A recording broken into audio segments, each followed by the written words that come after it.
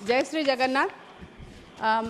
माननीय deputy speaker sir, मुझे bill pay बोलने के मौका देने के लिए मैं आपका शुक्रगुजार हूँ। ये जो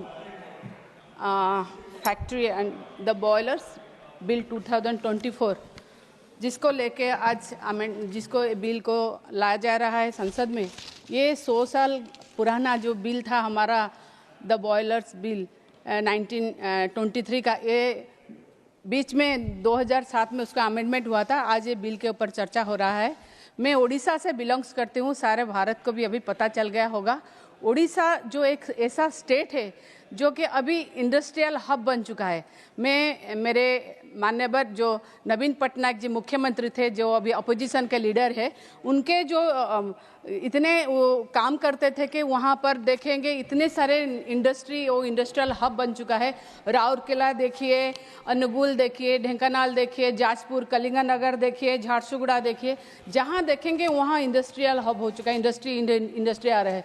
मगर जब हम इस बॉयलर्स बिल के ऊपर बात कर रहे हैं तो अगर देखें सेफ्टी और सिक्योरिटी के बाद देखेंगे, अगर बिल को 100 साल के पहले जो था अगर आज ऐसा होगा तो कोई फायदा नहीं है, क्योंकि तभी अंग्रेज वालों ने ये बिल बनाया था, तभी इतने सारे इंडस्ट्रीज नहीं थे, ईज ऑफ बिजनेस के ऊपर ध्यान नहीं दे रहे थे। मगर आज बहुत सारे इंडस्ट्री आ रहे हैं, किंतु मगर फिर भी देखा जाए तो कहीं ना कहीं प्रॉब्लम क्या होता है, जो बॉयलर्स लगा होता है जिसमें कभी कभी बहुत सारे जो फैक्ट्री में ब्लास्ट भी होते हैं और जान माल के नुकसान भी होता है।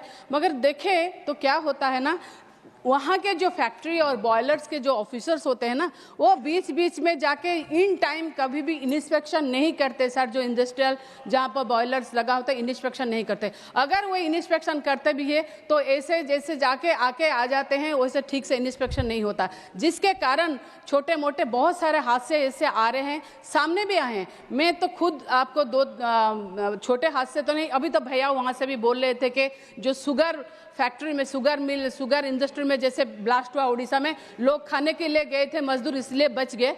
ऐसे ही मैं बोलूँगी कि 2020 में एक क्रूज का जो ऑयल लेके आ रहा था उसमें भी ब्लास्ट हुआ, जो हमारे पारादीप पोर्ट में। तो उसमें क्या हुआ ना, बहुत सारे वहाँ अगर जान की नुकसान नहीं, मगर बहुत सारे वहाँ के एरिया प्रभावित हुए, वहाँ का एनवायरनमेंट पूरा हुआ, लोग पूरा पैनिक में रहे। और सबसे ज़्यादा प्रभावित हुए वहाँ जो समुद्रिक जीव जंतु है ना, वो इतने तरह से जीव जंतु है ना, वो सब मर के वहाँ पर पानी में फैलने लगे। ऐसे जैसे इंसान की भी जान की कीमत होती है, उनके भी जान की कीमत। और एक बात हुआ IOCL के ऑयल रिफाइनरी प्रोजेक्ट पारादीप में, वही पारादीप में 2017 में, वहाँ पर भी वैसे ही ये बॉयलर से ब्लास्ट हुआ। मगर क्या हुआ ना, तभी देखिए वहाँ भी इतने प्रभावित हुए, लोग पैनिक में रहे और इतने ज़्यादा वहाँ पर पोल्यूशन हुआ, लोगों को सांस लेने के लिए भी तकलीफ हो गया।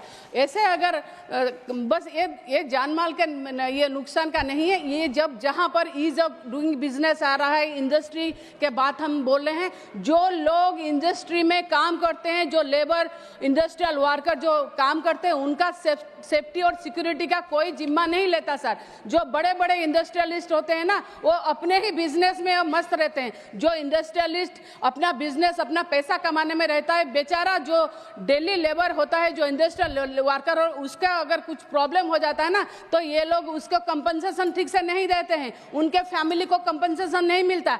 ये आइन में, ये नियम में ऐसा आना चाहिए। मैं मंत्री जी यहाँ पर जो है, मैं उनसे भी रिक्वेस्ट करूंगी आपके माध्यम से, क्योंकि कम से कम उनके परिवार को अच्छा कंपनसेशन दे, उनको हेल्थ इंश्योरेंस दे, उनको लाइफ इंश्योरेंस दे, उनके बच्चों को पढ़ाई लिखाई के लिए उनके सारे सुविधा किया जाए। अगर ऐसा ना हो तो कोई फायदा ही नहीं है कि हम आगे बढ़ रहे हैं मगर लोगों को हमारे पीछे छोड़ रहे हैं। कुछ लोग आगे बढ़ने के कारण में, कुछ इंडस्ट्री आगे बढ़ने के कारण से, और ये जो सब सेफ्टी और सिक्योरिटी को हम अगर नज़रअंदाज कर देंगे ना सर, ये बिल जो आया है अभी हम आलोचना कर रहे हैं, कहीं ऐसा ना हो कि ये बिल बस हम लोग ऐसे ही करते रहें और मगर सेफ्टी और सिक्योरिटी कहीं और छूट जाए, क्योंकि जो बॉयलर के ऑफिसर्स होते हैं उनके ऊपर जब अभी बोल रहे थे उनके ऊपर कभी स्टेट गवर्नमेंट के जो ऑफिसर्स होते हैं उनका कोई कंट्रोल नहीं होता।